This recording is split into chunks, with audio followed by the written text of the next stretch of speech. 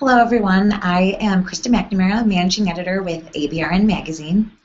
Here at ABRN, informing our readers about the importance of training and the options that are available to you as a shop is a constant goal of ours. And as vehicles really continue to change at a rapid pace, whether it be the new materials that are being used or new technology, the need for continuous training really has become ever more important to helping shops survive and stay profitable in today's market. But sometimes just as important as the actual training is the attitude about training and the value placed on training at the shop level. So today we have with us Jeff Peevy, Senior Director of Field Operations and Segment Development with iCar. He's going to discuss with us some recent iCar research initiatives that really highlight the importance of what they call a training culture in your business and the return on investment that it can bring. So Jeff, thank you for joining us today. iCar recently partnered with a group of collision shops to really test the impact of training on profits. Can you tell us a little bit more about this study and what you found? Yeah, sure, absolutely, and thanks for having me.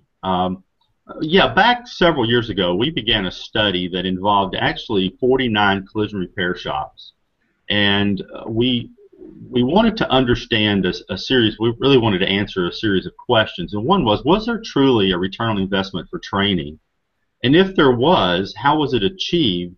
And then, more importantly, how was it maximized? And we started out the study really trying to understand if there was things that we needed to improve as a training organization around content and the way we delivered the training to make sure that it was, in fact, delivering some return on investment. And for years, iCar had focused on really the technical savviness of our training. It was more technical oriented and was focused around the complete and safe and quality repair, which it still is.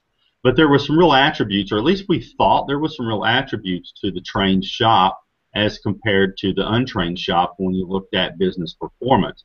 And we had saw several things over the years that pointed to that, but we really just felt like we needed to really understand it. So out of those 49 shops, we trained their technicians, or we began the process of training those technicians in those shops through the iCar Professional Development Program from Pro Levels 1, 2, and 3.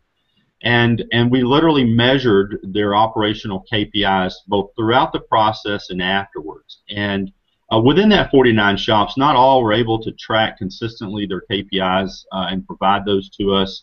Some involved third parties that track their KPIs. And so what we found was, though, is that after the study was completed and after a year of operations, we found that of those 49 shops, they decreased their cycle time by 14.35%. Now, we would recognize there was a lot of variables. It's not a scientific study. It could easily say it's not statistically viable. But we did see some differences. We had agreements with these shops to minimize the changes that they made. We tracked weather conditions and hailstorms and anything that could have been an influencer, as well as equipment and facility changes. But we saw this 14.35% improvement in cycle time. Touch time, we saw an improvement almost of 34%, and CSI scores consistently improved 5%. And an important one that we found was supplement frequencies, and they decreased by 11%, which was a big deal. But there was so much more to the study, and I think that the improvements that I just mentioned cannot be ignored. Those are substantial. We found that a lot of shops assumed knowledge was resident within their technicians and within their shop and their operations.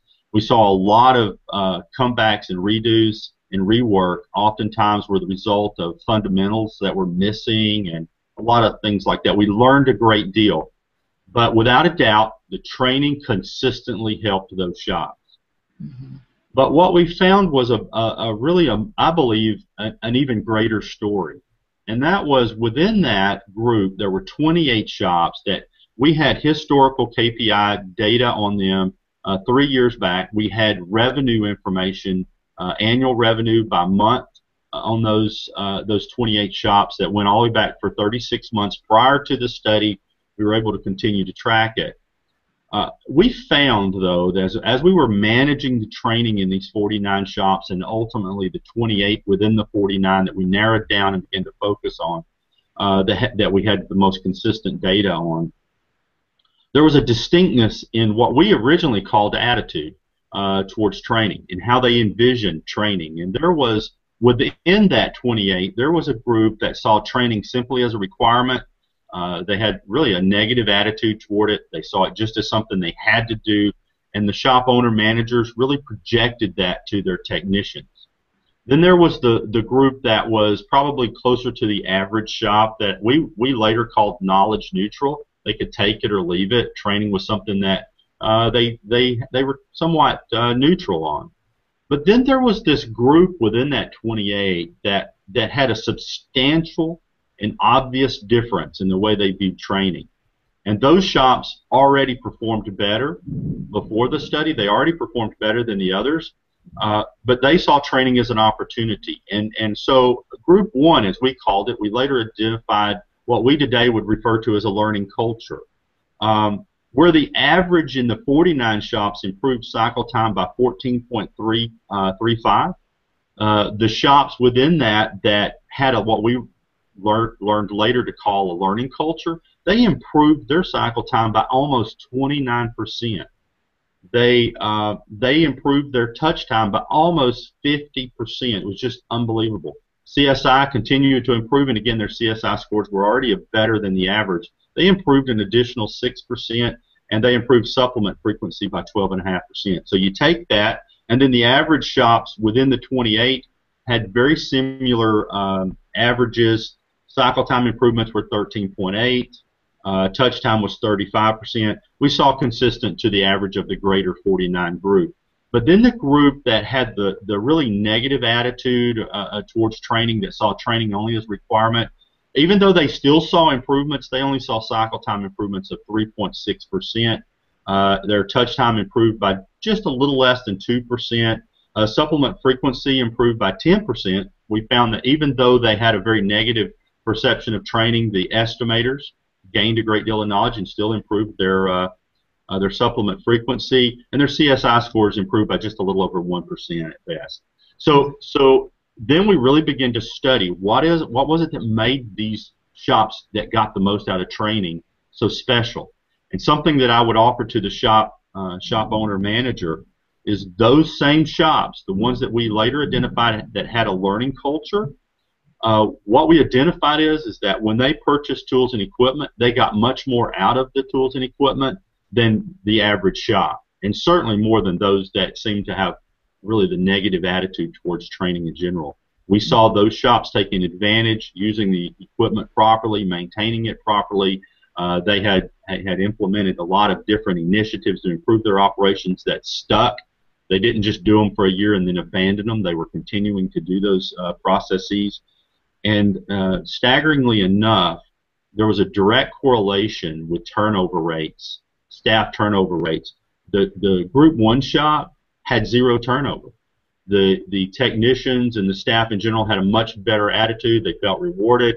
They had very consistent answers in the vision and mission of the company they worked for with the owners. There was just a lot of positive consistency there. And then yet the shops that had the really the negative perspective of training, they had a 20% turnover rate per year in our study, especially the last 2 years. So we saw in the first group, the learning culture group, we saw after the close of the second year after the training had been done, they actually had a $36 return for every dollar invested in training, which was phenomenal. Well, and especially in today's day and age when training can be very expensive, it is a challenge for shops to keep up. But, you know, obviously if they take the time to invest, it'll come back to them. Absolutely. Now, a lot of these shops have employees that have been really ingrained in, you know, this industry, sometimes, you know, for 30 years, 40 years. If they've been going this long in a shop that doesn't have a positive learning culture, how can they start to turn this around?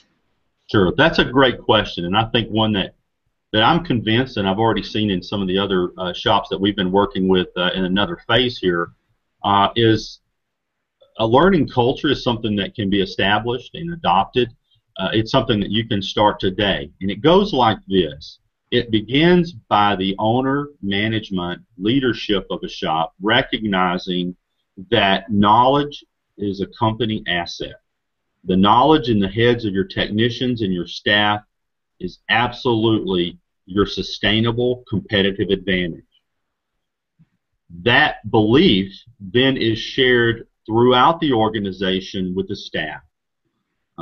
There is a learning expectation that's set within the shop, and everyone within the shop gradually needs to really start to see that the acquisition of knowledge needs to happen from every possible source they can, and realize that it's going to be absolutely necessary to survive. We're seeing a minimum of 80 major vehicle changes in the U.S. fleet that we have in the United States. The cars, there's over 80 major redesigns, re-engineers, or just major changes to the vehicles flowing through the shops. There is no way a shop can keep up with that and be able to repair that car correctly if they don't adopt the learning culture and recognize that knowledge to work on that car properly, and more importantly, to even be able to work on that car, is going to be necessary. We saw within those shops that every person had a commitment to a real high level of expertise within their roles. We also saw that the pay structure within those shops was such that it did not cause internal competition within the business. They saw the competition outside their business. They did not generate competition within their business.